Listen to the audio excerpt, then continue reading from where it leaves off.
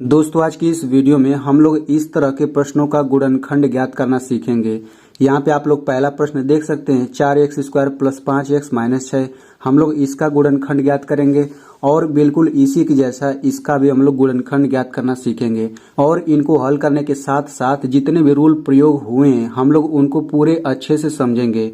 तो अगर आप लोग पढ़ने में एकदम कमजोर हैं तो भी कोई बात नहीं, आपको ये अच्छे से समझ आ जाएगा। तो मैं आपको पहले ही बता देना चाहता हूं कि ये टाइप 2 प्रकार का गुणनखंड है। ठीक है, हम लोग टाइप 1 प्रकार के गुणनखंड हल करना सीख चुके हैं। उसमें क्या होता था कि यहाँ पर भी प्लस चिन्ह था, यहाँ पर भी प्लस चिन्ह था, यानी कि दोनों प्लस प्लस चिन्ह था। लेकिन इसमें देखिए यहाँ पे एक माइनस चिन्ह है। तो बिल्कुल उसी तरीके से हम लोग इसका भी गुणनखंड ज्ञात करना सीखेंगे। तो मैं आपको पहले ही बता देना चाहता हूं कि अगर आप लोग इस तरह के प्रश्नों के गुणनखंड में गलतियां नहीं करना चाहते हैं तो आप लोग इन दोनों प्रश्नों को बिल्कुल ध्यान से समझिएगा और आपको ये दोनों प्रश्न समझना पड़ेगा, तब जाकर के आप इसे अच्छे से समझ पाएंगे। क्योंकि इसमें देखिए प्लस है और माइनस है, यानी कि प्लस माइनस में इसमें गलतियां बहुत होती है। तो आप लोग अगर अच्छे से समझना चाहते हैं तो आप लोग इस वीडियो को अंत तक देखिए, मैं आपको पूरे बढ़िया से समझा दूंगा। तो चलिए वीडियो शुरू करते हैं। तो देखिए इसका पहला प्रश्न है 4x² प्लस 5x माइनस 6। तो देखिए जब भी इस तरह के प्रश्नों में गुणनखंड ज्ञात करना रहे तो सबसे पहला काम हम लोग क्या करते हैं, जो ये अंतिम संख्या है इसका गुणा हम लोग x² के पहले जो संख्या दिया रहता है उन दोनों का गुणा करते हैं। ठीक है, तो 4 का 6 में गुणा करेंगे, 4 6 का 24, आप यहाँ पे 24 लिख लीजिए। यानी कि जब भी गुणनखंड ज्ञात करना रहेगा ऐसे प्रश्नों में तो आप सबसे पहले इन दोनों का गुणा ही करेंगे। अब गुणा करने के बाद जो यहाँ पे आता है उसको लिख लीजिए। अब आपको ऐसी दो संख्या खोजना है जिनका गुणा करने पर 24 आ जाए और उनको घटाने पर ये 5 आना चाहिए। यानी कि अगर यहाँ पे माइनस का चिन्ह है तो घटा करके हमें इतना लाना रहता है, और अगर यहाँ पे प्लस का चिन्ह है तो हमें जोड़ करके ये लाना रहता है। तो चूंकि यहाँ पे माइनस है तो हमें उन दोनों संख्याओं को घटा करके ये 5 लाना रहेगा। तो देखिए अब आपको दो संख्या खोजना है जिनका गुणा करे तो 24 आ जाए, उनको घटाने पर ये बीच वाला आना चाहिए। ठीक है, तो देखिए 24 को हम लोग क्या लिख सकते हैं, 24 को हम लोग लिख सकते हैं 12 गुणा 2, 12 दूना 24 होता है। ठीक है, लेकिन 12 में से अगर हम 2 को घटाएं तो कितना आता है, 12 में से 2 घटाने पर 10 आता है, जबकि हमें चाहिए 5। यानी कि जिस संख्या को हम लोग खोज रहे हैं वे 12 और 2 नहीं है, तो हम इसके अलावा कोई और ट्राई करेंगे। तो देखिए 24 को हम लोग लिख सकते हैं 8 गुणा 3।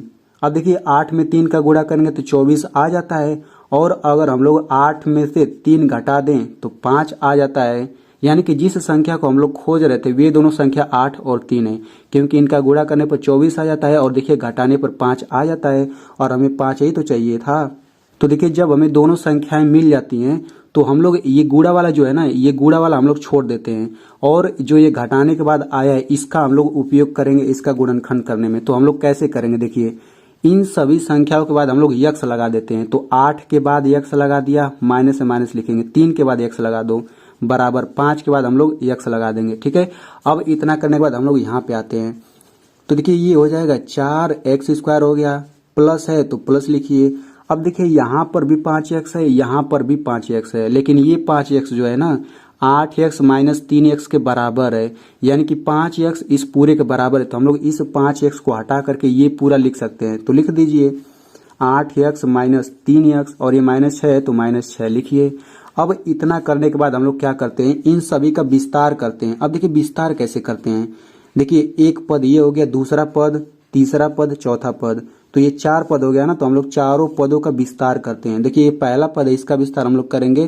तो जो यहाँ पे संख्या रहता है इसका हम लोग अभाज्य गुणनखंड करते हैं। अब ये कैसे करते, देखिए यहाँ पे 4 है ना, तो 4 को हम लोग ऐसे करेंगे, तो 2 दूना 4 हो जाएगा, 2 एकम 2, इसी को अभाज्य गुणनखंड करते हैं। अब 4 को हम लोग 2 गुणा 2 लिख सकते हैं। तो 4 को लिख दीजिए 2 गुणा 2, और x पर 2 घात है तो x का हम लोग 2 बार गुणा करके लिख देते हैं। ठीक है, अब देखिए यहाँ पे प्लस है तो प्लस लिख दीजिए। अब वैसे देखिए 8x है तो हम लोग 8 का अभाज्य गुणनखंड करेंगे ऐसे।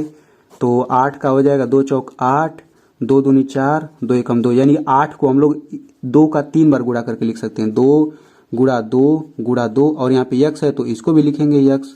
अब देखिए माइनस है तो माइनस लिखिए। अब 3x को हम क्या लिख सकते हैं, अब देखिए 3 का अभाज्य गुणनखंड करेंगे तो 3 केवल 3 ही रहेगा, तो 3 हो जाएगा, फिर गुणा x, माइनस है तो माइनस लिखिए। अब इसके बाद क्या करेंगे, देखिए 6 है तो 6 का अभाज्य गुणनखंड करिए तो ये हो जाएगा 2 तिया 6, 3 एकम 3, यानी कि 6 को 2 गुणा 3 लिख सकते हैं। तो ये हो जाएगा 2 गुणा 3। अब देखिए चारों पदों का हमने विस्तार कर दिया, ये पूरा पहला पद, ये दूसरा पद, ये तीसरा पद, ये चौथा पद। अब इसके बाद आपको क्या करना रहता है, जो शुरू के 2 पद है ना, इनमें से हम लोग कॉमन लेते हैं, और जो बाकी के दोनों पद है इसमें से भी हम लोग कॉमन लेते हैं, यानी कि दोनों पदों में से कॉमन लेंगे। तो कॉमन का मतलब होता है जो दोनों में उपस्थित होता है। सबसे पहले इन दोनों में कॉमन लेना है। तो देखिए दोनों में क्या क्या चीज है, देखिए इसमें 2 है, इसमें भी 2 है, यहाँ पर दूसरा 2 है, ये भी दूसरा 2 है, ठीक है। इसमें x है, इसमें भी x है, यानी कि 2 गुणा 2 गुणा x, ये दोनों में है ना, तो यही कॉमन हो जाएगा। तो 2 दूना 4 हो गया, ये x है, इसे x लिखिए। अब क्या बचेगा, x बच जाएगा तो x लिखिए, प्लस है तो प्लस लिखिए। अब क्या बचेगा 2, तो यहाँ पे 2 लिख दीजिए, फिर कोष्टक बंद। अब वैसे ही इन दोनों में से कॉमन ले लीजिए, तो बीच में माइनस है तो माइनस लिख लीजिए। अब देखिए इसमें 3 है, इसमें भी 3 है, तो यहाँ पे 3 लिख लीजिए, फिर कोष्टक लगा लीजिए। क्या बचा, x बचा तो x लिखिए, माइनस है माइनस लिखिए, यहाँ पे 2 है तो 2 लिख दीजिए, ठीक है। अब इतना करने के बाद हम लोग क्या करेंगे, देखिए चूंकि यहाँ पे एक चीज गलत है। वो गलत क्या चीज है, आपने अगर गुणनखंड थोड़ा बहुत पढ़ा होगा तो आपको पता होगा कि यहाँ पर जो कोष्टक में आता है बिल्कुल कोष्टक वाला सेम यहाँ पर भी आता है, यानी कि x प्लस 2 यहाँ पर है तो x प्लस 2 यहाँ पर भी आना चाहिए। तो आप इसको x प्लस 2 कर लीजिए। अब इसको मैंने माइनस से प्लस क्यों किया, आपका जब बेसिक क्लियर हो जाएगा तो आपको समझ आ जाएगा, ठीक है। तो देखिए x प्लस 2 यहाँ पर है और यहाँ पर भी हो गया, तो दोनों सेम चीज हो गया ना। तो यहाँ पे इस कोष्टक को लिखिए x प्लस 2, यही वाला। दूसरे कोष्टक में आप इतना लिखिए माइनस इतना, यानी कि 4x माइनस 3। तो कुल मिलाकर के इसका गुणनखंड इतना आ गया, यानी कि यही आंसर है। तो आई होप आपको बहुत ही अच्छे से समझ आ गया होगा। चलिए अब हम लोग इस प्रश्न को हल करते हैं, ठीक है। तो इसका भी बिल्कुल उसी तरीके से गुणनखंड करेंगे। सबसे पहले हम लोग 8 का गुणा एक्स स्क्वायर के पहले जो संख्या उसमें गुणा करेंगे, लेकिन इसके पहले कोई संख्या है ही नहीं। तो जब कोई संख्या नहीं रहता तो हम लोग 1 मान करके चलते हैं। तो 8 का 1 में गुणा करेंगे तो 8 आ गया। अब आपको ऐसी 2 संख्या खोजना है जिनका गुणा करें तो 8 आ जाए, उनको घटाएं तो 2 आना चाहिए। तो काफी सिंपल है। देखिए 4 गुणा 2, 4 का 2 में गुणा करेंगे तो 8 आ जाएगा, और अगर मैं 4 में 2 घटा दूं तो 2 आ जाएगा, ठीक है। यानी कि वे दोनों संख्या 4 और 2 है। अब सिंपल तरीके से इसके बाद हम लोग x लगा देंगे। तो 4 के बाद x लगा दिए, माइनस है माइनस, 2 के बाद x लगाइए, 2x बराबर इसके बाद भी x लगा दीजिए। तो अब हम लोग क्या करेंगे, x स्क्वायर है तो x स्क्वायर हो जाएगा, प्लस है प्लस लिखिए। अब देखिए यहाँ पर भी 2x है, यहाँ पर भी 2x है, लेकिन यहाँ पे इसके बराबर है तो हम पूरा यही उठा करके यहाँ रखेंगे। 4x माइनस 2x, और ये हो जाएगा माइनस है माइनस लिखिए, 8 है 8 लिख दीजिए। अब क्या करेंगे, देखिए x स्क्वायर है, x पर 2 घात है तो x का हम 2 बार गुणा कर देंगे ऐसे। प्लस है प्लस लिखिए, मतलब चारों का विस्तार करेंगे ना। अब देखिए 4x है तो हम लोग 4 का अभाज्य गुणनखंड करेंगे, तो 4 का अभाज्य गुणनखंड क्या होता है, 2 गुणा 2। तो ये हो जाएगा 2 गुणा 2, और यहाँ पे x है तो इसको भी गुणा करके लिख लेते हैं। अब देखिए माइनस है तो माइनस लिख लीजिए, 2x है तो 2 गुणा x हो जाएगा, क्योंकि 2 का अभाज्य गुणनखंड 2 ही होगा। अब माइनस से माइनस लिखिए। अब यहाँ पे 8 का अभाज्य गुणनखंड करते हैं। तो देखिए 8 का भी हमने अभाज्य गुणनखंड किया है। तो देखिए 8 का अभाज्य गुणनखंड होता है 2 गुणा 2 गुणा 2। तो यहाँ पे लिख लीजिए 2 गुणा 2 गुणा 2, इतना हो गया। अब देखिए यहाँ पे ये पहला पद हो जाएगा, दूसरा पद, तीसरा पद, चौथा पद, चारों का विस्तार रूप लिख दिया। अब शुरू के 2 पद से कॉमन लीजिए, बाकी के 2 पद से कॉमन लीजिए। तो इसमें से कॉमन लेते हैं। तो देखिए इसमें x है, इसमें भी x है। अब इसके अलावा दोनों में कोई चीज नहीं मिल रहा तो यही कॉमन हो जाएगा, ठीक है। अब बचेगा क्या, x बचेगा, प्लस है प्लस लिखे, इसमें 2 गुणा 2 बचेगा, यानी कि 2 दूना 4 बच जाएगा। माइनस है माइनस लिख दीजिए। अब इन दोनों में से कॉमन क्या दिख रहा है, इसमें 2 दिख रहा है, इसमें भी 2 दिख रहा है, तो 2 इसमें लिख लीजिए, ये कोष्टक। यहाँ पे x बचेगा, माइनस से माइनस लिखिए। अब 2 दूना 4 हो जाएगा, ठीक है। अब देखिए चूंकि यहाँ पे प्लस है ना तो ये भी प्लस हो जाएगा। अब यहाँ पे ये हो जाएगा x प्लस 4 एक कोष्टक में, दूसरे कोष्टक में x माइनस 2, x माइनस 2। तो बस यही आंसर हो जाएगा।